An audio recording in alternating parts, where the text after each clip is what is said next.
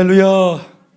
내 가정에서 오늘 신년 첫 예배를 드리고 계신 모든 우리 교회 가족분들을 사랑하고 축복합니다. 하나님의 사랑과 또 하나님의 보호와 인도하심이 여러분들의 범사와 또 가정 위에 함께 하시기를 주의 이름으로 축원합니다. 다시 한번 가족들과 함께 인사하시겠습니다. 잘 되고 있습니다. 새해 복 많이 받으세요. 네, 어떤 분이 말씀하시기를 우리 예수 믿는 사람들은 입에 권세가 있다 합니다. 그러니까 우리가 말씀을 늘 읽고 기도하는 이 입이니까 이 입의 권세로 우리가 그렇게 축복을 하면 축복하는 대로 다 이루어질 줄로 믿습니다. 한 번 더 우리 축복하는 이 입술의 권세를 가지고 인사하시겠습니다. 잘 되고 있습니다. 새해 복 많이 받으세요. 네, 아멘. 한 번 더 읽어드리겠습니다. 오늘 말씀 역대하 16장 9절 말씀 한 절 말씀인데 다 읽지 말고 우리 상반절만 오늘 말씀으로 채택합니다. 여호와의 눈은 온 땅을 두루 감찰하사 전심으로 자기에게 행하는 자들을 위하여 능력을 베푸시나니. 여기까지입니다. 한번 따라하겠습니다. 여호와의 눈은 온 땅을 두루 감찰하사 전심으로 자기에게 향하는 자들을 위하여 능력을 베푸시나니. 아멘 아멘. 하나님의 시선, 하나님의 눈이 머무는 사람은 따로 있다고 오늘 본문은 말씀하시고, 또 하나님의 눈 여호와의 시선이 머무는 자에게 그냥 바라만 보시는 것이 아니라 무엇 하려고 바라보시는가, 바라보시는 시선을 두시는 목적이 있다 했습니다. 그게 뭡니까? 바로 저 뒤에 나오는 말씀, 능력을 베푸시나니. 그러한 자들을 위하여 능력을 베푸시기 위해서 누구에게 줄까 하여 찾고 계시는 주님의 눈동자요, 주님의 시선인 줄 믿습니다. 어떤 면에서는 알고 보시는 게 아니라 보시면서 알아가시는 것 같은 느낌이 있습니다. 원래 물론 하나님은 다 아시지만 마치 지금은 잘 모르겠는데 어디 한번 찾아보자 하는 이런 모습으로 우리를 들여다보신다 하는 이런 말씀이 되겠습니다. 저는 개인적으로 오늘 이 말씀 여호와의 눈은 이라는 이 구절의 말씀에서 또 마음의 감동을 받아 오늘 신년 첫 주일 말씀을 채택했습니다. 하나님의 시선, 하나님의 시선이 머무는 사람, 하나님의 눈동자가 머무는 사람, 하나님의 시선이 고정되어 있고 늘 따라다니는 그 사람, 하나님의 눈동자가 늘 따라다니는 사람, 그런 사람들에게는 늘 하나님의 사랑과 축복과 위로와 인도와 보호가 있는 줄로 믿습니다. 우주에서 날아든 6만 개 정도의 운석들이 있다고 합니다. 우리가 6만 개의 운석이 지금까지 떨어져서 전 세계 각지에 떨어졌다 해요. 그런데 이 우주에서 날아든 6만 개의 운석 중에 특별히 달에서 떨어진 소위 달 운석은 300개 정도 있는데 그 중에 우리나라에 있는 달 운석은 딱 하나가 있다고 합니다. 이 달 운석의 나이를 방사선 연대 측정법으로 조사한 결과 달의 나이가 얼마나 되냐면은 45억만 년이라 합니다. 45억만 년. 4,505년이라 그래도 참 어마무시한 그런 숫자인데, 시간인데 45억만 년 전이라 합니다. 이게 달의 나이라 합니다. 처음 지구가 만들어질 당시 거대한 운석이 지구에 부딪히자 그 충격으로 지구의 한 부분이 떨어져 나갔는데 그것이 달이라고 과학자들은 설명합니다. 그러니까 달이 지구의 한 조각이다 이렇게 말하는 것입니다. 이것이 지구의 중력 때문에 멀리 떨어져 나가지 못하고 위성의 궤도에, 그러니까 위성으로 존재하는 겁니다. 달이 되어서 지구의 위성이 되었다 이렇게 보기 때문에 달의 나이와 지구의 나이를 거의 비슷하게 봐서 학자들은 지구의 나이도 달과 같이 45억만 년 정도가 되었다 이렇게 본다 합니다. 더불어 그 당시 45억만 년 전에 여러 운석들이 지구에 수도 없이 떨어졌는데 그 일로 바닷속에서 산소가 만들어지면서 최초의 생물이 등장하는 그런 조건이 만들어졌고 그때로부터 최초의 생물인 이 박테리아가 바다에 나타났다 이런 설을 얘기합니다. 제가 지금 말하는 것은 전부 다 진화론자들이 얘기하는 것들입니다. 목사님이 막 얘기하니까 막 적고 이렇게 아멘하고 이렇게 받으면 안 되고, 요거 진화론자들이 하는 얘기를 제가 TV 다큐멘터리를 보다가 제가 쫙 급하게 적어 놓은 겁니다. 이 박테리아가 여러 화학 작용을 거치면서 이 생물은 이후에 요 생물이, 박테리아 생물이 동물과 식물로 나뉘어졌고 또 그 중에서 동물은 수많은 세월을 지나 진화와 적자 생존을 거치면서 진화의 결론인 인간에 이르렀다 이렇게 말한답니다. 그러니까 진화론자들은 진화의 결론이 인간이다 이렇게 보는 겁니다. 우리가 이제 많이 들었던 말이 나왔습니다. 적자 생존. 네. 흑자 생존 아닙니다. 적자 생존입니다. 그리고 뭐 진화 이런 얘기들입니다. 이때가 지금으로부터 390만 년 전이라고 보는 겁니다. 정리하면 인간이 지구에 첫 출현했던 그 세월이 지구 탄생 이후로 약 44억만 년 이후에 이 인간이 등장한 셈입니다. 그러니까 45억만 년 중에서 거의 한 44억만 년 동안은 이 땅에 인간이 없다가 끊임없는 진화와 적자 생존이 계속 이렇게 뭐 우연의 일치로 진화가 막 일어나면서 인간이 그렇게 이제 만들어졌다 이렇게 말을 하는 것입니다. 그것도 그 당시 첫 출현한 인간은 지금 우리가 말하는 이런 호모 사피엔스의 인간이 아니라 최초의 유인원을 말하는 겁니다. 이 유인원은 또 다시 진화를 거듭해서 지금의 인류로 진화 발전했다 하는 얘기를 그들이 합니다. 이것이 지구의 기원과 생명의 기원 그리고 인간의 기원을 설명하는 진화론적인 진술 중에 한 가지입니다. 박테리아로부터 원시 동물을 지나 유인원을 넘어 지금의 인간으로 진화했다는 것은 표면적인 변형을 두고 한 얘기일 것입니다. 그러니까 겉모습이 계속 바뀐 것입니다. 거기에 마음이라는 것, 거기에 생각이라는 것, 이런 진화와 적자 생존 가운데 영혼이라는 것, 이런 마음, 생각, 영혼 이런 것들이 어느 시점에 어느 진화 과정에서부터 만들어졌다고 생각하십니까? 지성과 감정과 사람의 의지라는 이런 인간의 인격은 또 어느 지점에서 만들어진 것일까요? 과연 이러한 것들이 soul, 우리의 영혼이 우리의 마음과 의지와 생각이 이런 사색하는 우리 중심에 있는 우주와 같은 우리의 속 깊은 생각들이 이런 속에 있는 우리의 자의식들이 이게 진화와 적자 생존을 통해서 이것이 진화를 통해 우연히 만들어졌다고 보신단 말입니까? 그렇지 않습니다.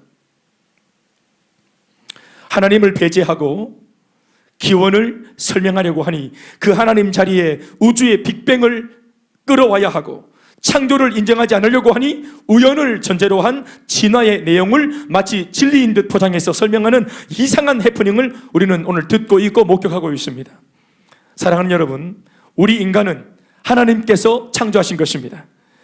하나님께서 우리 인간의 창조의 주어가 되십니다. 하나님이 세상을 사랑하셔서 우리를 창조하셨습니다. 하나님께서 우리 인간들을 하나님 당신의 형상대로 지정의 영적인 면도 마찬가지 지정의 영, 이 모든 참 온전한 모습을 따라 하나님의 형상과 모양대로 우리를 인격적으로 창조하셨습니다. 하나님께서 우리 인간들을 사랑하시는 이유도 여기에 기인합니다. 우리를 창조하신 창조주이기 때문에 그렇습니다. 그 사랑은 구체적으로 인도라는 이름으로 때로는 보호라는 이름으로 가장 강력한 사랑의 표현은 구원이라는 이름으로 우리들에게 나타나십니다. 우리를 인도하시는 이유, 우리를 보호하시는 이유, 우리를 구원해 주시는 이유, 왜 구속하여 주는지 바로 사랑인 줄 믿습니다. 우리를 창조하신 우리의 창조주이시기 때문에 그렇습니다. 우리를 책임지시려고 하시는 것입니다. 이것은 진화의 스토리 안에서는 도무지 설명할 수 없는 대목입니다. 진화론에서의 인간은 대단한 가치가 없습니다. 외롭고 고독하다 못해 비참합니다. 왜냐하면 우연히 만들어진 그런 존재이기 때문에 그렇습니다. 나란 존재는 우연히 태어난 존재이기 때문에 그 무엇도 기대하지 말고 내 인생 내가 책임지고 살아야 하고 너는 너대로 나는 나대로 뭐 이런 식으로 저마다 인생을 사람들은 죄다 자기 길을 걸어가면서 살아야 한다는 결론이 나올 뿐입니다. 그러니까 외롭고 고독하고 어떤 면에서는 비참합니다.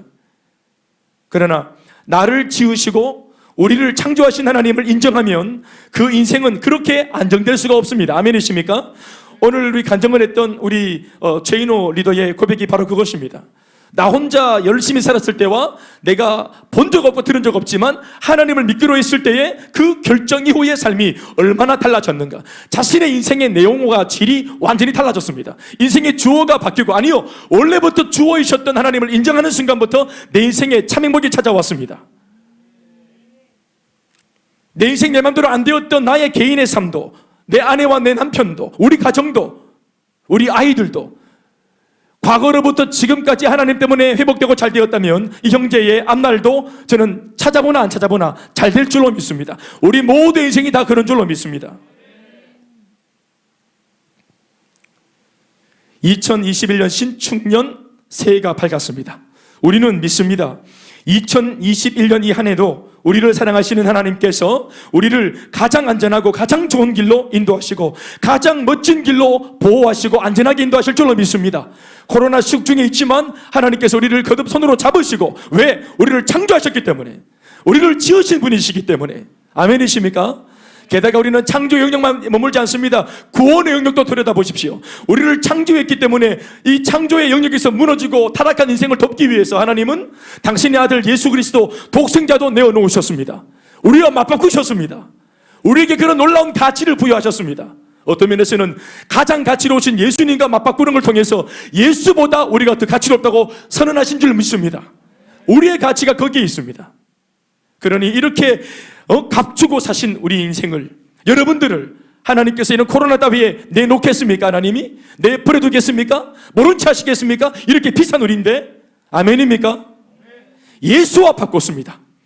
하나님 아들 예수님과 나를 바꿨습니다. 사랑하는 여러분, 우리의 가치입니다. 아버지가 우리를 보시는 가치입니다. 우리가 어디에서 무엇을 하나, 바로 그곳에는 나를 바라보시고 나를 주목하시는 하나님의 시선이, 우리 아버지 하나님의 시선이 함께 하신다는 사실을 금년 한 해 내내 이것을 기억하고 명심하고 믿을 수 있길 바랍니다. 명심해야 됩니다. 따뜻한 햇살처럼 내 몸을 그렇게 와닿는, 내 몸에 와닿는 그 하나님의 시선, 나를 바라보시는 하나님의 따뜻한 시선 말입니다. 아멘이십니까? 왜 우리 이성이 사랑하는 마음을 머금고 이렇게 쳐다보면은, 그게 딱 느껴지지 않습니까? 누가 나를 보고 있으면. 동집사님 어떻습니까? 누가 나를 이렇게 아름답다 하고 옆에서 누가 이렇게 보고 있으면 나는 잘 몰라도 누가 나를 보고 있구나, 그 시선이 딱 닿을 때, 때로는 막 황홀할 때도 있고 때로는 막 기분이 아주 안 좋을 때도 있잖아요. 별로다 이렇게 느낌이 있을 때도 있잖아요. 그렇지만 우리가 사람의 시선도 내 몸이 느끼는 것 마찬가지로 우리를 지으신 하나님, 나만 바라보시는 주님의 그 주목하시는 그 시선이 늘 우리와 함께 한다는 사실은 굉장히 유쾌한 일입니다. 아멘입니까? 우리가 어디를 가든지 누구를 만나든지. 아멘이십니까? 하나님의 시선은 하나님을 믿는, 예수를 믿는 성도인 우리들에게 있어 매우 중요합니다. 시선은 시선 하나만으로 결코 멈추지 않습니다. 본다는 것만으로 멈추지 않아요. 우리가 감격하는 것은 나를 보고 있구나 하는 그 시선이 내 몸에 와닿았기 때문만 그렇게 기뻐지는 것이 아닙니다. 시선이 머무시면 반드시 그곳에는 하나님의 말씀이 뿌려집니다. 그 말씀이 선포되어 뿌려지면 반드시 그 말씀을 쫓아 성령이 역사하십니다. 성령이 역사하시면서 사람이 붙고, 응답의 사람이 붙고, 돕는 사람이 붙고, 없던 재정이 움직이고 환경이 바뀌기 시작합니다. 성도를 향한 하나님의 이 모든 역사의 첫 단추가 바로 시선입니다. 아멘입니까? 바라보시는 이유가 뭡니까? 말씀하시려고. 말씀하시는 이유가 뭡니까? 성령을 내게 주시려고. 성령이 말씀을 따라 역사하시면 반드시 사람이 붙고 재정이 움직이고 환경이 달라지고 역사가 일어납니다. 이사야 55장의 말씀처럼 하늘에서 비가 땅에 내리면 이 대지는 하늘로부터 밤사이 내린 비를 숨길 수 없습니다. 반드시 이 땅은, 이 대지는 밤사이 아무도 모르게 내린 비지만 대지가 이 물을 머금으면 반드시 새싹을 틔우고 생명을 틔웁니다. 반드시 흔적이 나타납니다. 생명의 역사. 하나님의 사람들은 하나님의 말씀을 들으면 반드시 생명의 역사가 나타나게 되어 있습니다. 변화와 회복과 성장과 성숙과 회개가 반드시 열매를 맺습니다. 인품도 주 예수를 닮아가고 따라가게 되어 있습니다. 이 모든 역사의 첫 출발이 뭐냐? 따라합시다. 하나님의 시선. 아시겠죠? 하나님이 지금도 우리를 바라보고 계십니다. 금년 안에 내대 우리를 바라보실 것입니다. 그래서 구약을 보면은 하나님께서 이방인들에게 말할 때 이렇게 말합니다. 표현 자체가 너희들이 내 민족을 손대고 내 민족 이스라엘을 건드렸다, 내 민족을 욕보였다. 이것을 어떻게 표현하냐면은 하나님은 내 눈동자를 찔렀다 이렇게 표현하십니다. 이 히브리적인 표현입니다. 그러니까 싸움을 거는, 네가 나한테 선전포고했다, 이제부터 이 다음에 일어날 일은 네 책임이니까 네가 감당해라, 이런 겁니다. 그러니까 하나님의 백성을 이방인이 건드린 것은 마치 하나님의 눈동자를 찌른 겁니다. 왜요? 하나님의 시선이 늘 그 백성들에게 머물러 있기 때문입니다. 그러니까 악한 자들이 하나님을 믿는 백성들을 건드린 것은 하나님의 눈동자를 찌른 겁니다. 눈을 찌른 게 아니라 눈동자를 찌른 겁니다. 이거 생각만 해보세요. 끔찍하지 않습니까? 가만히 있겠습니까? 완전히 불이 켜져요. 이거는 완전히 싸우자는 겁니다. 그래서 하나님이 결코 가만히 있지 않겠다. 이 전쟁은 너에게 속한 것이 아니라 바로 내 싸움이다 하시는 것입니다. 그것이 하나님의 시선이 우리에게 머무는 것에서 일어나는 유익함입니다. 금년 한 해 이런 하나님의 시선이 바로 이런 사람들한테 머문다고 저는 개인적으로 묵상을 하고 오늘 본문의 한 구절의 말씀을 제가 묵상하면서 몇 가지 말씀을 전하겠습니다. 금년 한 해 하나님의 시선은 이런 사람들에게, 예수를 믿어도 특별히 이런 사람들한테 머문다. 한 네 가지로 같이 말씀을 나누겠습니다. 첫 번째는 억울하고 원통한 자에게입니다. 하나님의 시선은 원통하고 억울하고 특별히 고난 가운데 있는 사람들, 내가 잘 나가고 내가 막 빰빠레를 불고 박수와 갈채를 받는 자리, 사람들의 시선을 받는 자리, 주목받는 자리, 사람들에게 이목을 집중시키는 자리, 그런 자리에 주의 눈이 머무는 것이 아니라 바로 원통하고 억울하고 속상하고 오해받고 왜곡되어진 삶 속에서 눌려있는 사람들, 까닭 없이 이유 없이 고난 만나는 사람들, 어떤 면에서는 복음을 전하다가 애매하게 주님 때문에 고난과 낭패를 당한 사람들, 인간적으로 볼 때는 내 주변에 아무도 없는 것처럼 느껴진다고 말하는 사람들, 그 사람들의 삶에 주님의 따뜻한 시선이 머무는 줄로 믿습니다. 돕기 위한 시선이요, 이렇게 세우기 위한 시선인 줄 믿습니다. 예레미야 3장 예레미야 3장 59절에서 63절에 있는 말씀을 읽어드리겠습니다. 함께 시작. 여호와여, 나의 억울함을 보셨사오니 나를 위하여 원통함을 풀어주옵소서. 그들이 내게 보복하며 나를 모해함을 주께서 뭐하셨다? 다 보셨나이다. 여호와여, 그들이 나를 비방하며 나를 모해하는 모든 것, 곧 일어나 나를 치는 자들의 입술에서 나오는 것들과 종일 나를 모해하는 것들을 들으셨나이다. 그들이 앉으나 서나 나를 조롱하여 노래하는 것을 주목하여 보옵소서. 하나님 아버지 살아계시오니 오늘 주의 종이 고난당하는 것을 주목하여 보시옵소서. 오늘 하나님 아버지 의롭게 살기 위해, 믿음대로 살기 위해 몸부림치고 세상과 야합하지 않으려고 손해보고 또 이렇게 낙심을 받고 있는 나의 이 어려운 상황을 하나님 주목하여 보시옵소서. 사람들의 눈동자는 다 조소어린 눈동자, 참소하고 정죄하며 그것밖에 안 되냐고 나를 윽박지를 때 하나님 아버지의 따뜻한 눈빛이 나와 함께 하셔서 일어나라, 나와 함께 하자 하시는 주님의 응원과 격려의 그 눈빛이 오늘 주의 종들과 함께 하실 줄로 믿습니다. 오늘 우리 예배를 드리는 각 가정에 나 홀로 외롭게 예배를 드리는 분들, 어떤 면에서는 정말 평범한 것이 가장 소원이라고 말하는 사람들, 대단한 것, 특별한 것들이 소원이 아니라 그냥 평범하게 일상의 평범함 속에 살고 싶은, 그저 내 식구를 위해 살고 내 가족과 함께 모여서 식사하고 같이 아이들의 웃음소리를 들으면서 같이 하하호할 수 있는 그 작은 소박한 꿈이 이게 평생의 소원이라 말하는 사람들이 있을 수 있습니다. 좀 다른 이야기 같지만 감옥에 갇혀 있는 그 신창원이라는 사람이 종신형을 받고 일기를 쓰는데 그 일기에서 그가 도망 다니는 중에 쓴 일기의 한 대목이 뭐라고 합니까? 평범한 삶이 나는 너무 부럽다. 자신의 가족만을 위해서 그렇게 걱정하고 고민하는 그 고민과 걱정이 너무너무 부럽다. 그렇게 말을 했답니다. 사랑하는 여러분, 우리에게는 익숙한 것이, 우리에게는 너무나 자연스러운 것이, 어떤 사람한테는 몸부림을 쳐야 겨우 잡을 수 있는 거, 애쓰고 힘써도 손에 잡히지 않는 것이라 말하는 사람들도 있습니다. 오늘 억울하고 원통한 자에게 내가 선택한 고난이 아닙니다. 태어나 보니 이런 가정이었습니다. 태어나 보니 이러한 부모님이었고 이러한 상황이었습니다. 알을 낳아 키워보니 이 아이가 이러한 정도밖에 안 되는 아이였습니다. 나름대로 열심히 살았지만 내 인생의 성적과 어떤 인생의 성적표가 이것밖에 안 되었습니다. 행복하고 싶지 않은 마음이 누가 있겠습니까? 누가 불행하기 위해 삽니까? 누가 낙심하기 위해 삽니까? 최선을 다했지만 결과는 낙심한 성적표, 결과는 우울한 성적표, 결과는 눈물밖에 없는 성적표를 받을 수도 있습니다. 그러나 하나님은 인생을 줄지어서 일렬로 세워놓고 선착순으로 정수를 매기지 않습니다. 모든 사람에게 주님이 동일하게 역사하십니다. 일전에 친구 목사님이 저한테 그런 말씀을 한 적이 있어요. 제가 열심히 청년부 사역을 하고 그냥 열심히 앞만 보고 달려갈 때가 있었어요. 그때 친구 목사님이 저한테 이런 말씀을 했어요. 대현 목사는 출애굽의 그 이야기를 묵상해 본 적이 있냐고 나한테 말을 하더라고요. 출애굽 모르는 사람이 누가 있어요? 홍해바다 건넌 사건 다 알죠. 그런데 친구가 저한테 이렇게 말하는 거예요. 거기에 당시 한 250만 명의 홍해바다를 건넜던 히브리 백성들 중에는 건강한 장년들만, 청장년들만 있었던 것이 아니다. 거기에는 유부녀도 있었고, 또 나이가 많은 할머니, 할아버지, 또 장애우도 있었고, 어린아이들도 있었다.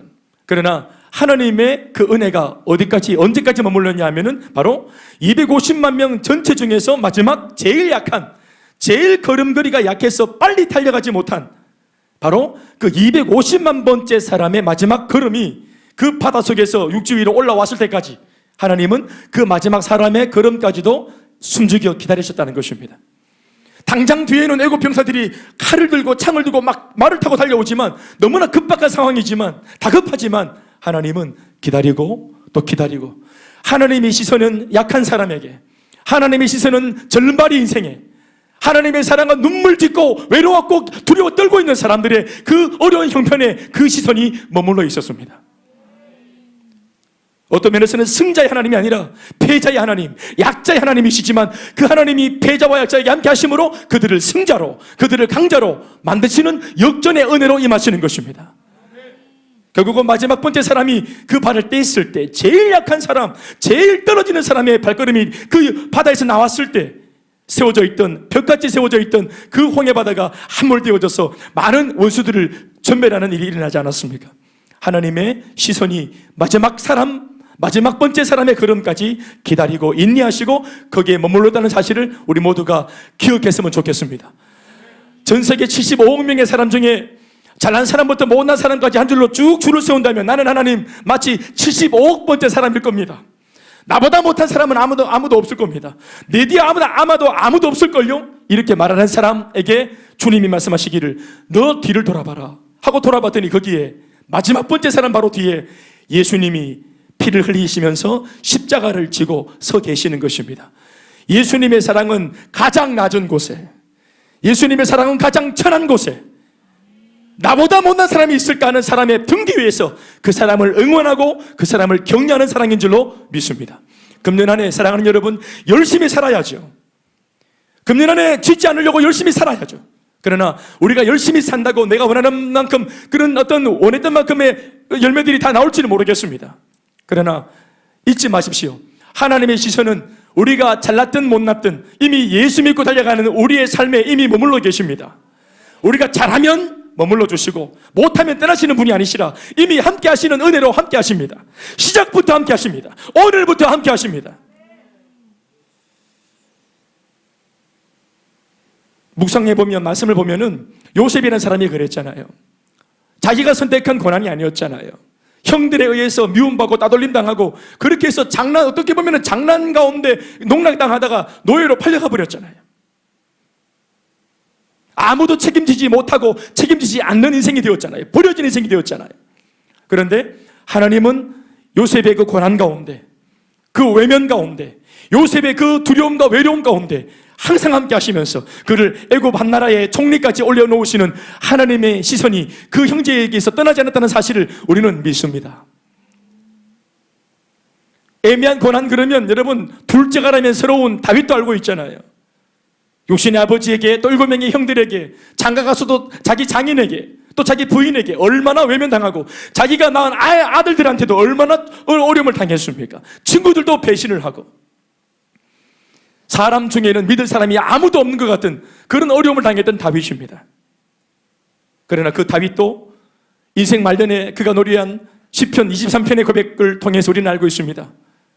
사망의 엄침한 골짜기를 내가 걸을지라도 주께서 나와 함께 하심으로, 나를 안위하심으로, 지팡이와 막대기로 나를 안위하심으로 내가 소망이 있다고 말했던 그 다윗의 고백을 우리는 알고 있습니다.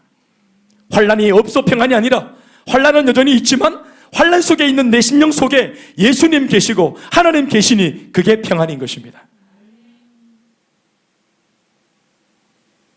예수님도 마찬가지로 얼마나 이 땅에 오셔서 인간이 아니신 분이잖아요. 그분은 신이잖아요.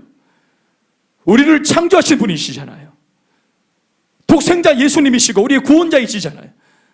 그럼에도 불구하고 가치가 전혀 없고 쓸모없는 이 버러지 같은 인생들에게 조롱당하시고 역겨운 모욕을 당하시며 끝끝내 죽임을 당하지 않으셨습니까? 억울하고 원통한 사람을 놓고 말하자면은 예수님 같은 분이 또 있겠습니까? 심지어는 십자가 위에서 하나님 아버지께마저도 외면을 당하셨습니다. 철저한 외면과 고립 속에, 절대 고독 속에 죽음을 맞이한 예수님. 그래서 마지막에는 저도 자신도 모르게 입에서 탄식이 나왔습니다. 엘리 엘리 라마 사박다니, 아버지여, 하나님 아버지여, 어찌하여 당신마저 나를 버리셨나이까 하는 절대 고독 속에, 외면 속에 처절하게 죽어가셨던 예수님. 가장 억울하고 가장 아주 불평이 많을 수 있는 분이셨습니다. 그러나 하나님의 놀라운 사명의 섭리 속에 이 고통을 당하시고, 그리고 수많은 인류를 구원하는 구원자로 등극하시고, 부활의 주로 우리의 첫 열매로 세워진 주 예수를 기억합니다. 그래서 주님이 억울하다는 거 압니다. 억울해 보셨기 때문에 예수 믿다가 억울하다는 거 가장 잘 아시고 이해하시는 분이 하나님이 예수님이십니다. 신앙 때문에 조롱당하는 것, 이거 경험을 하셨던 분이시기 때문에 신앙 때문에 외면당하고 왕따당하고 손해보는 것에 대해서 가장 잘 아시는 것이 예수님이십니다. 그래서 당신이 먼저 겪었기 때문에 우리를 이해하시고, 우리의 육신의 약함을 이해하시고, 따뜻한 사랑의 눈빛으로 우리를 응시하시는 것입니다. 요셉도 다윗도 예수님도 공통점이 뭡니까? 사람에게 당했다는 점입니다. 우리를 좌절시키고 낙심하게 만드는 것은 대부분 사람입니다. 물론 배후에 마귀가 있지만, 마귀가 사람에게 이런 어려움을 줄 때, 고난을 줄 때, 우울함과 낙심과 원망함을, 원통함을 줄 때 사람을 통해서 줍니다. 그것도 믿었던 사람을 통해서, 의지했던 사람을 통해서 이런 고통을 주는 겁니다. 어떤 면에서는 코로나보다 더 무서운 게 사람입니다. 사람 코로나, 사람 바이러스가 어떤 면에서는 제일 무서운 겁니다. 우리가 코로나 시국을 통해서 전염병도 사실 무서웠지만, 이 전염병을 호도하고 또 이 전염병에 대하여서 또 뭐 이렇게 막 은폐시키고 또 이런 것들로 뭐 마스크 사기를 치고 뭐 여러 가지 그런 많은 작태를 보이는 이런 세상 사람들, 우리는 작년 한 해 동안 많이 봤습니다. 남 탓하고 너 탓하고 원망하는 거 많이 봤습니다.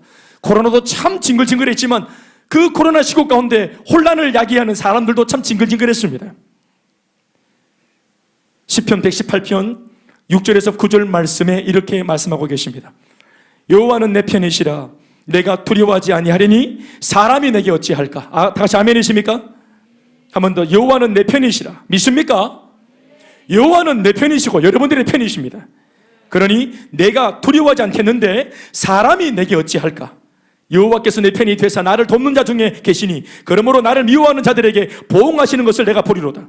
여호와께 피하는 것이 사람을 신뢰하는 것보다 나으며 여호와께 피하는 것이 고관들을 신뢰하는 것보다 낫다. 인맥을 의지하는 것보다 낫다, 이 말입니다.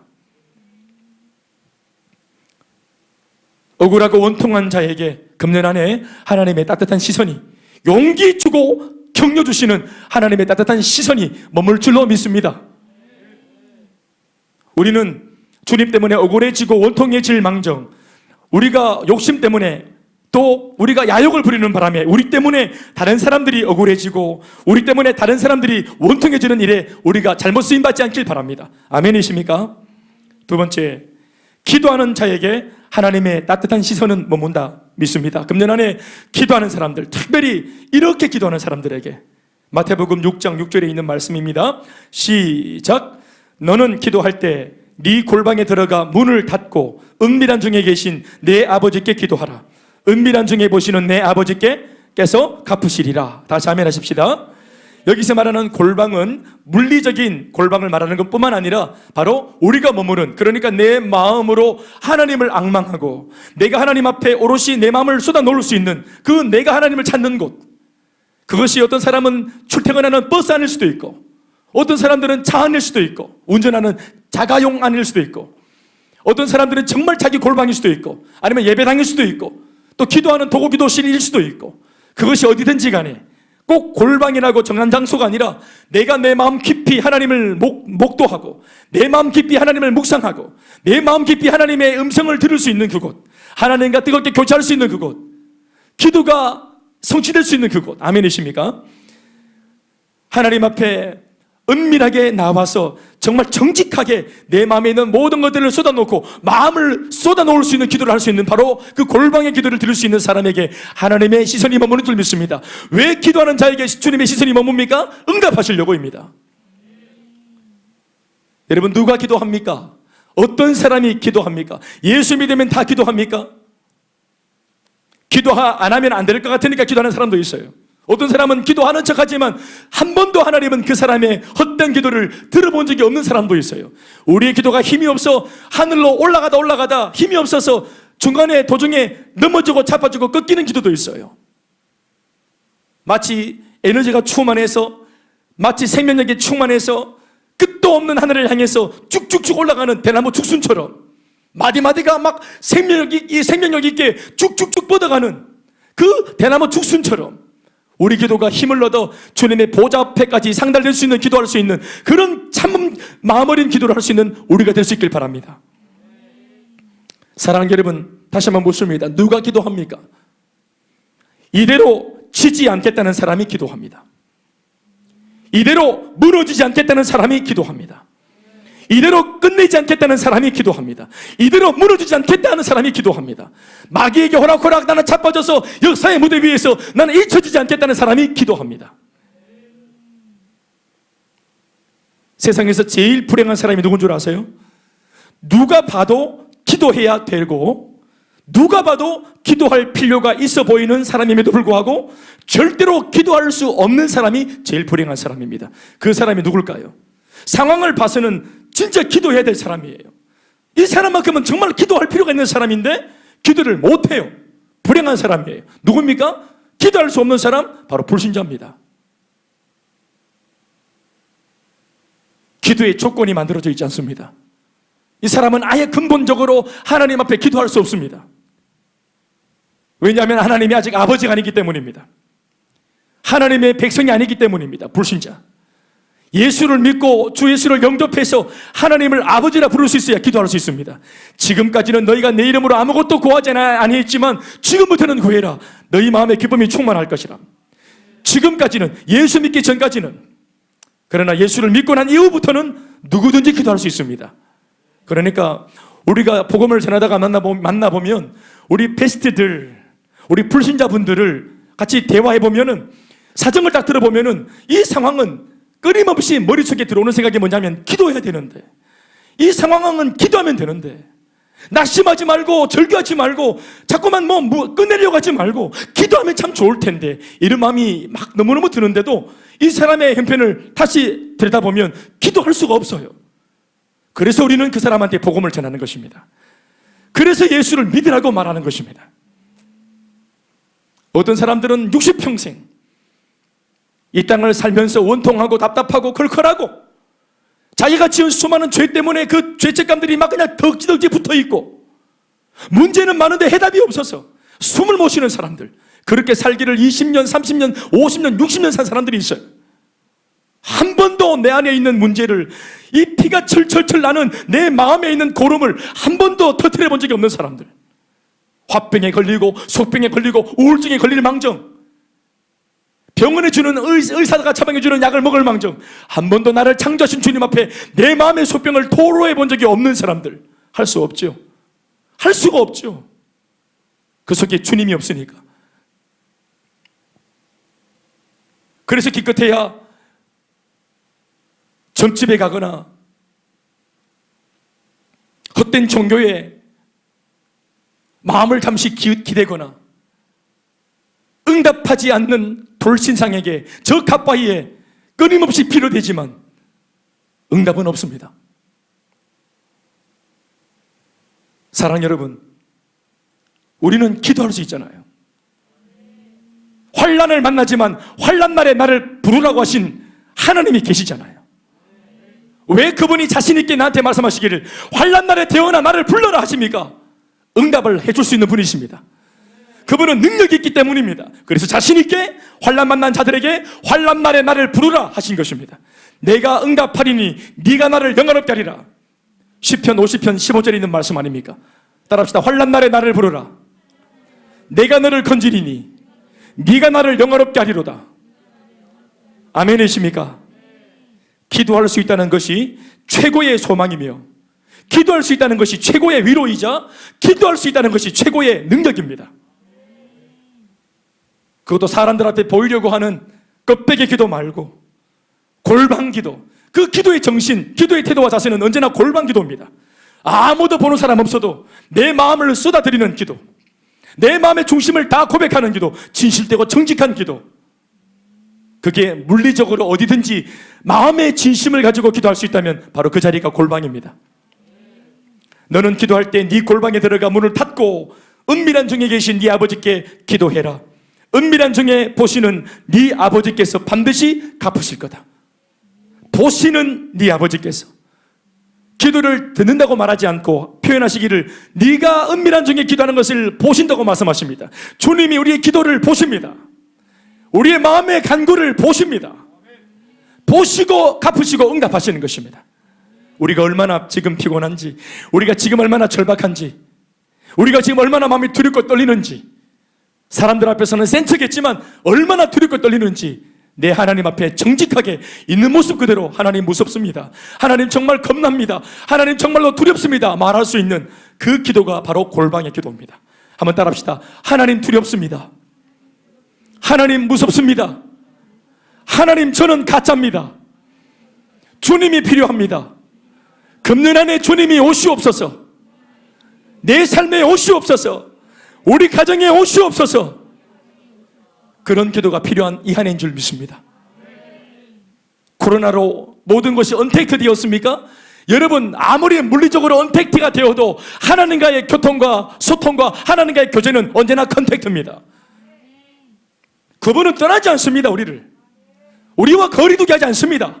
밀착해 계십니다. 우리 속에 계십니다. 그래서 이 어려운 시국에 사람을 못 만나게 하면은 만나면 돼요. 못 만나면 못 만나는 거죠.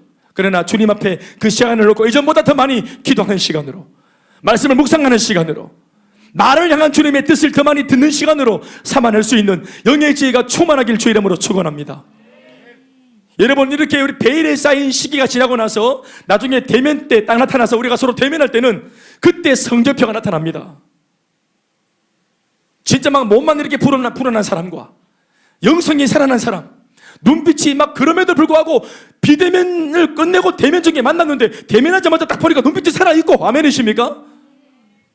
비대면으로 예배를 드리고 얼마나 사실은 믿음에서 떨어질 수 있는데 더 믿음이 살아있고, 말씀이 살아있고, 눈빛이 살아있고, 기도가 살아있는 사람, 우리가 여러분 이제 몇 주 후에 만나노 이렇게 할 게 아니고 이 비대면 중에도 끊임없이 수레바퀴 삶이나 영성을 결리하지 말아서 더 영적인 날을 세우고 신앙의 날을 세워서 만나고 대면하는 날 더 충만하게 만나기를 기대합니다. 세 번째, 하나님의 시선은 금년 안에 이런 자와 함께 하실 줄 믿는데, 세 번째는 작은 것에 충성하는 자에게 하나님의 시선이 머뭅니다.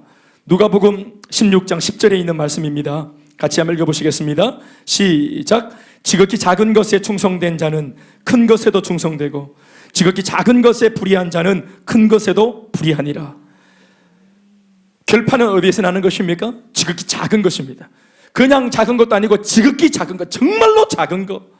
어떤 면에서는 지극히 작다는 말은 뭡니까? 볼품없는 일, 허드렛 일, 가치롭지 않은 일, 꼭 지금 하지 않아도 될 것 같은 일, 꼭 내가 하지 않아도 될 것 같은 일, 꼭 그러한 정도의 열정으로 헌신하지 않아도 될 것처럼 보이는 그런 허접한 일, 지극히 작은 일.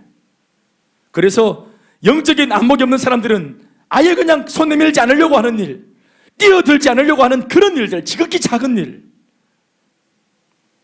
그 일에 그냥 해주는 정도가 아니라 그 지극히 작은 것에 충성될 수 있는가,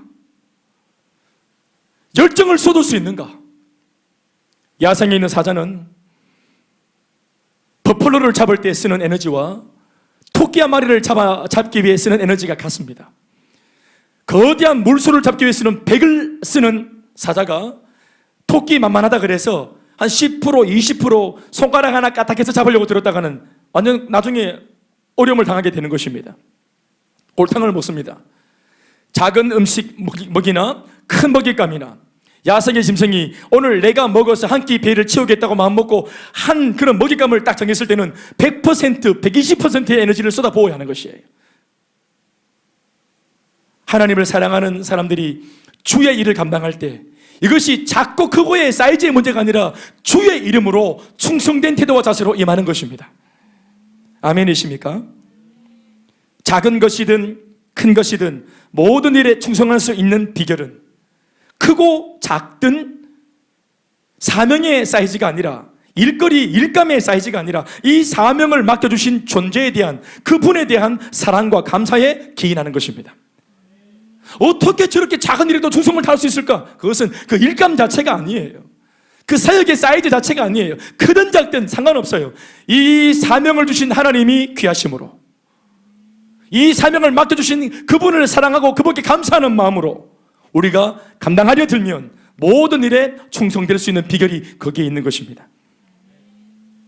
디모데전서 1장 12절 말씀에 사도 바울은 그 위대한 사역을 늘 감당했던 존경에 맞지 않는 위대한 사역자 바울은 자신의 그 사역의 비결, 롱런했던 사역의 비결을 이렇게 말하고 있잖아요.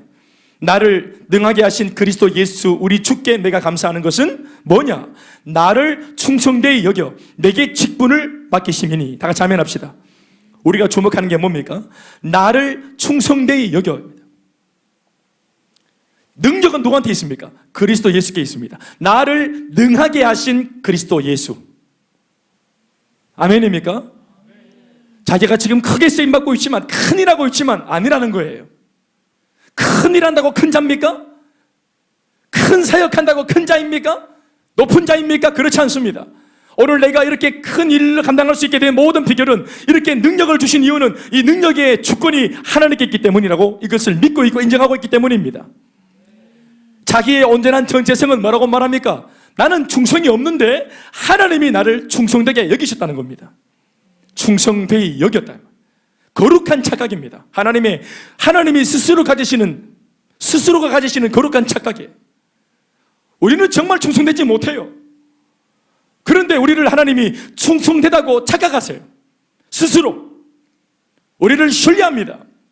우리가 거듭거듭 아주 그냥 실망을 끼쳐드려도 하나님은 실망하지 않습니다. 나를 견디십니다. 내 부족함을 견디십니다. 나를 참아내십니다. 나를 포기하지 않습니다. 끝까지 하나님이 이런 우리를 충성되다고 여기시고 직분을 끝까지 빼앗아가지 않고 끊임없이 맡기시는 것입니다. 우리는 어디에서 힘이 납니까? 어디에서 힘이 나옵니까? 나를 그렇게 믿고 신뢰하시는 주님의 신뢰를 바라볼 때 거기에서 사랑을 느끼고 감사를 느끼는 바람에 거기에서 없던 힘이, 거기에서 없던 충성이 나오는 것입니다. 아멘이십니까? 저희 교회는 사명 감당하는 교회입니다. 우리는 사역하는 교회입니다. 훈련하는 교회입니다. 전도하는 교회며 선교하는 교회입니다. 코로나 시국 중에도 우리는 그렇게 해왔습니다. 하나님께서 금년에도 은혜를 주셔서 우리가 10년 동안 해왔던 이 일을 더 잘할 수 있는 교회가 될 수 있도록 하나님 부디에게 충성되게 여기셔서 직분을 맡기시고 끊임없이 능력 주시기를 간절히 소망합니다. 목회자에게, 또 부교육자들에게, 우리 간사들에게, 우리 모든 셀리더들에게, 국장들에게, 모든 성도들에게 하나님 지난 10년 동안 부어주신 그 은혜를 지금도 주시기를 소망합니다.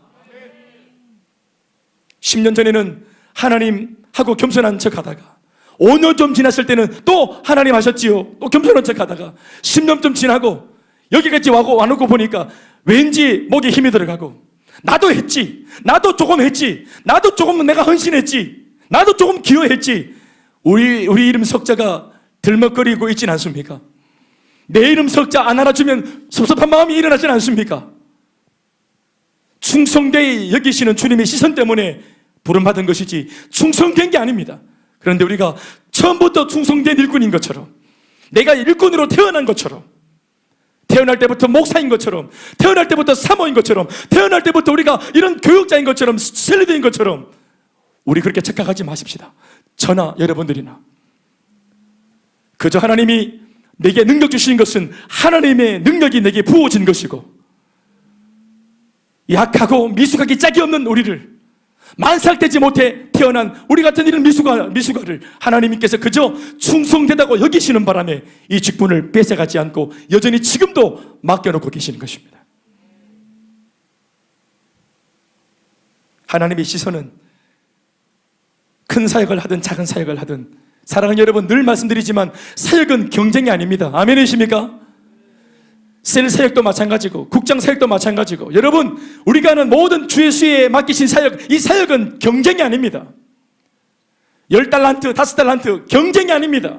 하나님이 어련안아서 우리를 보시고 순종할 수 있을 만큼 하나님의 은혜를 베풀어 주시고 우리에게 사역을 맡기셨으면 감당하면 되는 것입니다. 맡은 자에게 구할 것은 충성이라 했습니다. 고민은 맡기 전에 하는 것입니다. 갈등은 맡기 전에 하는 것입니다. 맡았습니까? 충성하는 것입니다. 그러한 사람에게 하나님의 시선이 함께 하실 겁니다. 야, 네 이렇게 어렵고 열악한 중에도 하려 하나? 네 진짜가?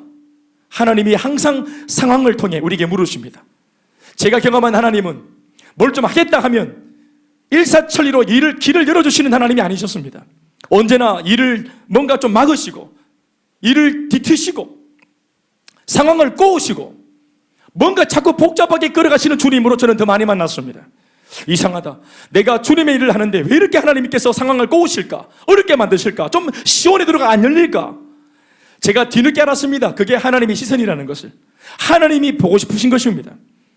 우리가 구호외칠 때, 우리가 교회에서 막 그냥 이 막 헌신을 남발할 때 하나님께서 감동받는 게 아닙니다. 우리가 입으로 고백한 대로 살 수 있는지, 정말 그 마음이 참인지, 때로는 내가 말한 것대로 살지 못하도록 사역의 현장을, 셀 상황을, 행복 모임 상황을, 선교의 상황을, 이 국내 정세 상황을 코로나로, 환경을 역경으로, 환란으로 비비꼬십니다. 중요한 것은 하나님께서 이 상황을 통해 물으시는 겁니다. 너 참이냐? 이렇게 꼬여있는 상황에도 감당하려 하냐? 너 정말 나를 사랑할 수 있니? 이런 상황에서도, 이렇게 베베 꼬인 상황에서도 너를 격려하는 사람이 없고 응원하는 사람이 없고 핍박하고 조롱하는 사람들 사이에서도 너 정말 교회에서 골방에서 나한테 기도했던 그 기도가 참이냐? 너 정말 나를 위해 살고 싶으냐? 그것을 꼬여있는 상황으로 하나님이 물으시는 겁니다. 나를 박해하는 사람들을 통해서, 나를 조롱하는 사람들을 통해서 하나님이 내게 물으시는 겁니다. 너 참이냐? 하나님이 상황으로 물으실 때 우리들도 입이 아니라 상황으로, 행동과 실행으로 대답해야 되는 것입니다.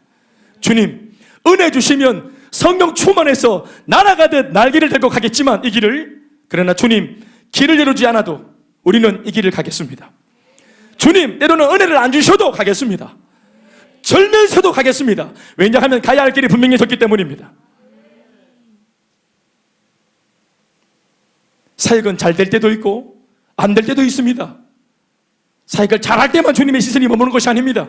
막힐 때도, 정말 안 되어서 눌릴 때도, 그래서 이것이 왜 안 될까 해서 나 홀로 골방에 가서 이것을 가지고 근심하고 기도하고 몸부림을 칠 때 바로 그 눈물 속에 하나님이 너 진짜구나, 너 참이구나, 너 정말 좋은 일꾼이 되고 싶어서 몸부림을 치는구나. 그런데 네 마음과는 달리 네 속에 있는 정욕과 욕심과 야욕과 너 갈등하며 싸우고 있구나, 짓지 않으려고 몸부림을 치고 있구나, 너 정말 귀하다 하시는 것입니다. 우리를 왜 보실까요? 우리의 진심을 보고 싶으신 겁니다. 어떤 면에서는 이 성결피를 들여다보시는 주님이 더 조바심이 느껴질 겁니다. 정말 너가 너의 마음이 참이길 바라는데 아닐까봐, 네가 진짜 착하고 좋고 정말 충성된 일꾼이었으면 좋겠는데 나도 그런 사람이 필요한데 네가 그런 사람이 아닐까봐 하나님도 초조하신 거예요. 어떤 면에서는. 건방진 말인지 모르겠지만 우리 이름은 어떨까요? 금년 한 해 하나님, 부족하지만 저를 충성되이 여겨주시고 직분을 맡겨주시기를 참 잘하셨습니다. 하나님, 많은 일꾼들이 있는데 저것이 부족한 사람 끝까지 인내해 주시고 여기까지 불러주셔서 정말 감사하고, 주님, 그 선택 정말 틀림없는 선택, 좋은 선택이셨습니다. 우리가 그렇게 말할 수 있는 사람이었으면 참 좋겠습니다. 하나님이 위대하시기 때문에 그 하나님이 내게 맡기신 모든 일은 다 위대한 일입니다. 하나님이 크신 분이시기 때문에 그분이 내게 맡기신, 하라 하신 모든 사역은 다 큰 일입니다. 금년 안에 이런 마음으로 몸된 교회를 돌아보고 전방위적으로 사명을 쫓아 내 모든 속한 현장에서 복음을 전하려고 몸부림을 치는 모든 사람들의 삶 속에 이러한 주님의 놀라운 시선이 함께 하실 줄로 믿습니다. 끝으로 금전안에 어떤 사람에게 하나님의 시선이 함께 하실까? 마음이 진실된 사람에게 함께 하실 줄로 믿습니다. 역대하 16장 9절에 있는 말씀 같이 오늘 주제 말씀인데 읽어보시겠습니다. 시작. 여호와의 눈은 온 땅을 두루 감찰하사 전심으로 자기에게 향하는 자들을 위하여 능력을 베푸시나니. 다 같이 아멘 합시다. 아멘 아멘. 이 말씀 자체입니다. 하나님의 시선이 어디에 머무느냐? 참으로 전심으로 하나님 당신 자신에게 이 시선과 삶의 방향이 고정되어 있는 사람들, 향하는 자들.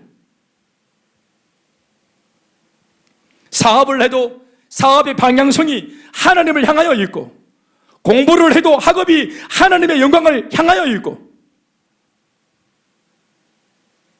가정주부가 가정을 돌보는 것도 단순하게 이 땅의 것들을 그냥 돌아보고 그냥 좋게 만들어 오려고 하는 것이 아니라 하나님의 기쁨을 향하여 있고, 목사가 하는 이 목회의 그 끄틀머리에 하나님을 향한, 하나님께 영광을 돌리고자 하는 열정이 방향을 잡고 있고, 우리의 행복 모임 사역이, 우리의 셀가족 모임 사역이, 우리의 기도 사역이, 우리의 여러 가지 많은 사역들이, 그리고 세상에 사는 많은 일들이 하나님을 향하여 있는 이 방향과 이 목적이 분명하다면 하나님의 시선은 그런 사람들에게 머물 겁니다. 방향을 정했습니까? 그러면 전심을 다 담으시면 됩니다. 정말 옳은 방향을 정했습니까? 결정했습니까? 그러면 모든 에너지, 모든 삶의 열정을 거기에 쏟아 부으면 되는 것입니다. 그러나 우리가 알아야 할 것은 일꾼들에게 나타나는 독특한 성격인 이 충성과 헌신과 순종, 참으로 귀한 것이지만 이 충성과 헌신과 순종이 순수하지 않은 마음으로도 가능하다는 것입니다. 자신의 야망을 위해서 혹은 운동신경으로 늘 하던 것이니까 아무런 감격과 감흥 없이 그냥 하던 거니까 운동신경으로, 반사신경으로 하는 겁니다. 봉사도 사역도 전도도 기도도 그냥 이렇게 운동신경으로 하는 겁니다. 그게 무서운 겁니다, 여러분. 충성, 헌신, 순종, 이 모든 것을 순수한 마음으로, 진실된 마음으로 할 때 그러한 사람들의 심령과 마음 속에 하나님의 진실된 시선이 머무시는 것입니다. 말씀 뵙겠습니다. 제가 4가지를 말씀을 드렸습니다. 하나님의 시선이 금년 안에 이런 사람들에게 머물렀으면 참 좋겠다. 우리가 진화를 통해서 그냥 우연히 만들어진 존재가 아니기 때문에 하나님의 시선은 하나님이 형상대로, 모양대로 창조하신 그 인간들에게 머물 수밖에 없는 겁니다. 억울하고 원통한 자에게 주님의 시선이 머물고, 골방에서 정직하게 마음을 쏟아놓으며 기도하는 자들에게 금년 한 해 하나님의 시선이 머물며, 비록 작은 것이지만 진짜 참된 마음으로 순수하게 충성하려고 하는 자들에게 하나님의 시선이 머물고, 그 마음이 진실되어 무엇을 하나 내 영광이 아니라 하나님의 영광을 위해서 방향을 잡고 하나님을 향하여 있는 자들에게, 진실된 자들에게 하나님의 시선이 머뭅니다. 제가 오늘 함께 마지막 말씀을 나누면서 함께 나누고 싶은 그림 하나가 있습니다. 화면에 비춰진 이 그림은 19세기 말 영국에서 활동한 조지 프레드릭 와츠라는 사람의 그림입니다. 2004년 미국의 대통령 버락 오바마가 이 그림을 보고 감동을 받아서 대권에 도전할 마음을 먹었다 해서 유명해진 그림입니다. 그림을 가만히 보면 한 여인이 둥근 지구 위에서 슬픈 듯이 고개를 숙인 채 하프를 연주하고 있습니다. 여인은 하프에 기대어 앉아서 가까스로 연주하는 것처럼 보입니다. 그녀의 눈은 가려져 있고 하프는 쇠사슬에 묶여 있습니다. 자세히 보면 47개 하프 줄 중에 마지막 한 줄만 남아있는 상황입니다.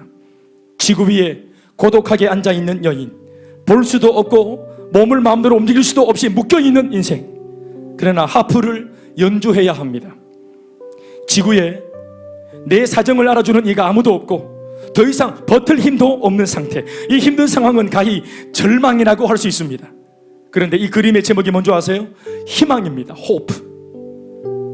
그것은 아직 한 가닥의 하프 줄이 남아있기 때문에 그렇습니다. 한 가닥으로도 연주는 계속할 수 있다는 것입니다.